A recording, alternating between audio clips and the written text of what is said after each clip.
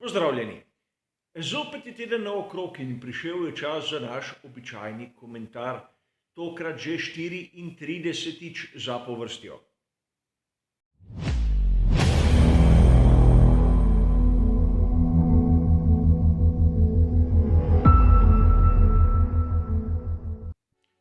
Tudi tokrat se bom potrudil dati malce več pozornosti tistim novicam, ki po mojem osebnem izboru niso bile dovolj postavljene v ospredje, oziroma tiste novice, katere rabijo nek dodaten, morda malce bolj poglobljen komentar.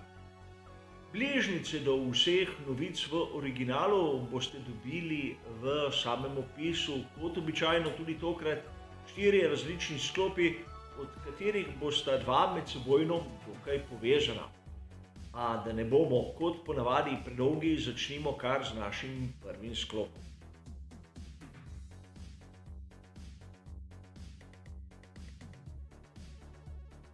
Marsikdo izmed vas je zasledil, da so v Formuli 1 sredi sezone uvedli novo nagrado. Sam citiram tisto uradno spletno stran Formule 1 f1.com 24. avgusta. Od sedaj naprej imamo neke vrste prvenstvo v prehitevanju. Na koncu sezone bodo tistemu vozniku, ki bo izvedel čim več prehitevanj, dodali tudi ta, recimo mu, laskavi naslov. Gre po eni strani morda za poizkus Formule 1, da bi približala publiki ta šport, kateri res v zadnjih sezonah je izgubil predvsem med mlajšimi malce pozornosti, ali celo nekaj drugega, kar bomo videli v nadaljevanju. Vseeno, zanimivo je tisto, kar smo lahko prebrali danes 25. avgusta na spletni strani Race Fans. Da na lestvici tistih, ki so največ prehitevali, je na prvem mestu v tem trenutku Sebastian Vettel. In mnogi veste, da Sebastian Vettel zagotovo ni med najboljšimi vozniki v razporeditvi svetovnega prvenstva. Bil je pod mnogimi kritikami in sedaj je kar naenkrat tisti, ki je do sedaj v sezoni 2021 največkrat prehitel. Nekaj tu ni skladno s tisto sliko, ki jo kaže svetovno prvenstvo. A vseeno, na take naslove moramo gledati tudi iz drugačnega zornega kota.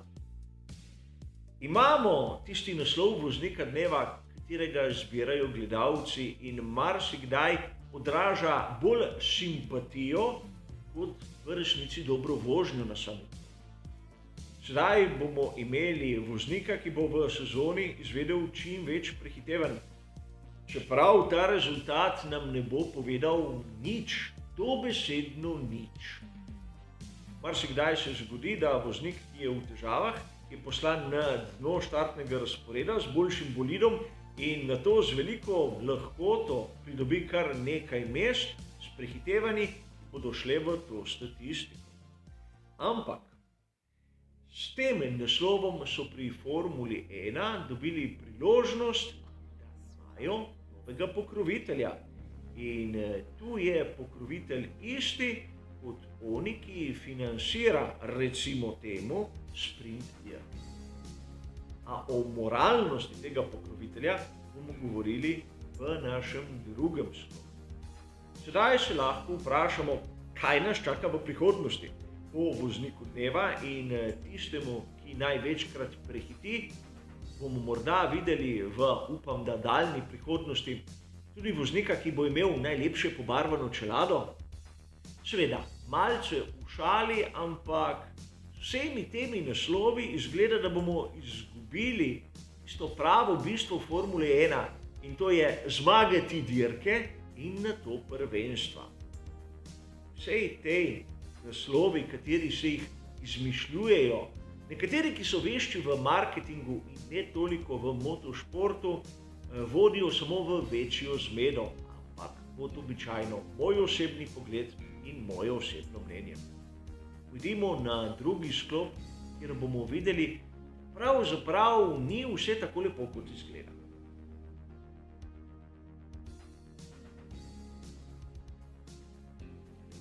V našem drugem sklopu se bomo pa dotaknili izjemno delikatne, a po mojem osebnem mnenju pomembne teme. Govorili bomo malce tudi o moralnih načelih v svetu Formule 1 in skliceval se bom na članek, ki je bil objavljen na spletni strani RaceFans 24. avgusta. Avtor članka se upravičeno sprašuje o moralnosti pokrovitelja tako sprint dirke kot te nove nagrade za voznika, ki bo opravil največ prehitevanj. Gre za znano platformo s kriptovalutami in v svetu, kot je Formula 1, si lahko dovolimo za pokrovitelja nekoga, ki troši električno energijo. Koliko zgodb smo poslušali o tem, da je treba varčevati, da je treba spremeniti naše navade, da moramo postati hibridni ali električni, kar se tiče Formule E, kajti svet se spreminja. In v vrhuncu motošporta imamo za pokrovitelja dveh aktivnosti platformo, katere bistvo je porabljanje električne energije za lastni obstoj. Avtor citira sicer drugo valuto, pa samo za svoj obstoj in tako imenovano rudarjenje porabi toliko električne energije kot neke srednje dimenzije država.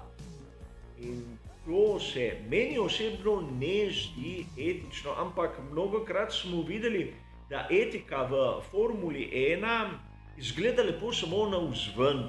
Na koncu je denar tisti, ki odloča, kot smo videli tudi letos, naprimer na bolidih skuderije Ferrari, kjer hočeš, nočeš, bačna industrija še zmeraj prisotna, čeprav jo sedaj sploh ne vidimo več.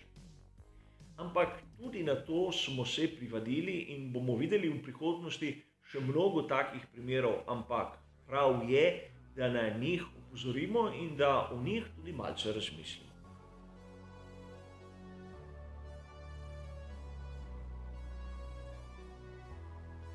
Dovolite mi krajšo besedno igro, namreč v našem tretjem sklopu se bomo pogovarjali o tretjem pogonskem sklopu Charlesa Leclerca. Kot smo lahko brali na spletni strani Scuderia Fans 25. avgusta, bodo za veliko nagrado Belgije Charlesu Leclercu vgradili nov pogonski sklop zaradi poškodb, ki jih je prejšnji utrpel na zadnji veliki nagradi Madžarske.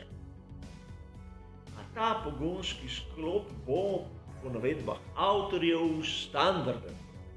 Tisto, kar smo videli do sedaj, torej 0,65/6 brez kakšnih novitet. Nov pogonski sklop, o katerem smo slišali že kar nekaj, naj bi bil pripravljen za veliko nagrado Turčije. Poleg tega smo lahko prebrali v članku še kar nekaj nejasnosti, a o tem se bomo pogovarjali malce kasneje. Mnogi izmed vas se bodo sedaj začeli spraševati, zakaj so Leclercu vgradili nov pogonski sklop, če bi lahko rabil starejše elemente. Res, lahko bi rabil starejše elemente, ampak ne na progi, kot je tista v Spa-Francorcharju ali Monzi. So proge, ki zahtevajo nov pogonski sklop in kjer je na primer motor z notranjim izgorevanjem in turbina pod veliko obremenitvijo.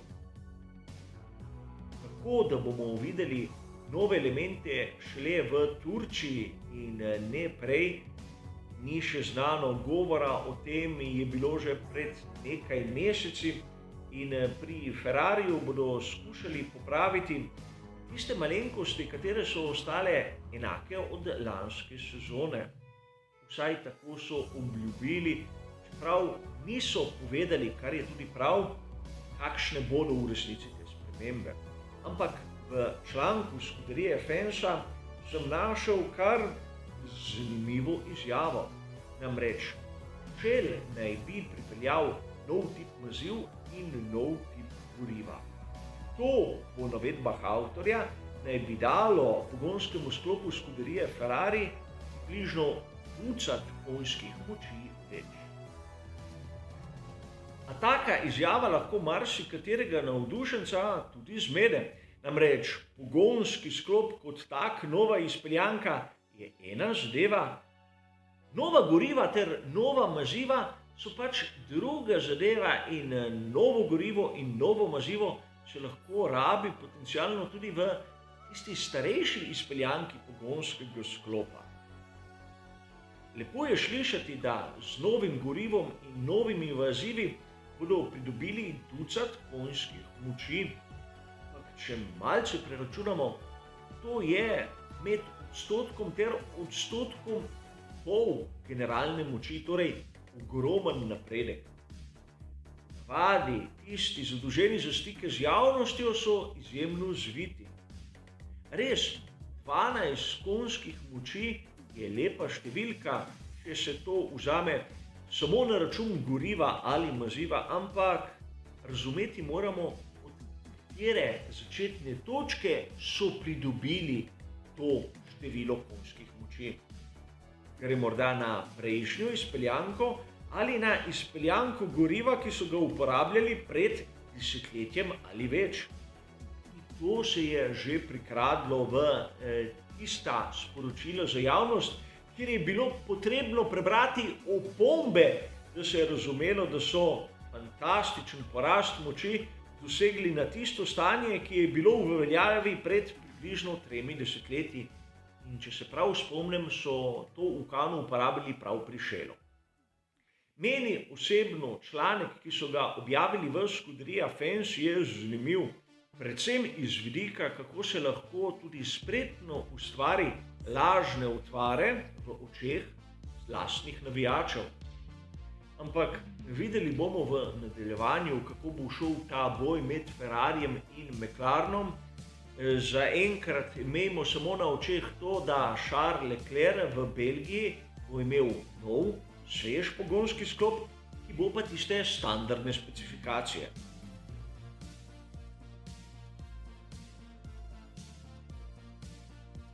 V našem četrtem sklopu se bomo pa ustavili pri članku, ki sem ga dobil na italijanski verziji spletne strani motosport.com 25. avgusta. Gre za avtorski članek, kjer je lepo navedeno, da v naslednjih 14 dneh se bo razjasnilo marsikaj v vezi z letošnjim svetovnim prvenstvom. Ogromno je bilo govora, kako je Red Bull tu hitel in prehitel tovarniško ekipo Mercedes, kako Max Verstappen drvi proti naslovu svetovnega prvaka, ampak v razmiku 14 dni bomo videli veliko nagrado Belgije, Nizozemske in Italije. 3 proge, kjer bomo lahko resno preučili, kdo je boljši in kdo slabši. Kolikor bo Red Bullu uspelo držati ritem, ki smo ga videli naprimer na progi Red Bull Ringa, bodo stvari jasne in se bo tehnica resno nagnila na njihovo stran. Ampak znano je, da proga Red Bull Ringa je pisana na kožo Red Bullu. Ne zaradi lastništva, temveč zaradi specifikacij proge.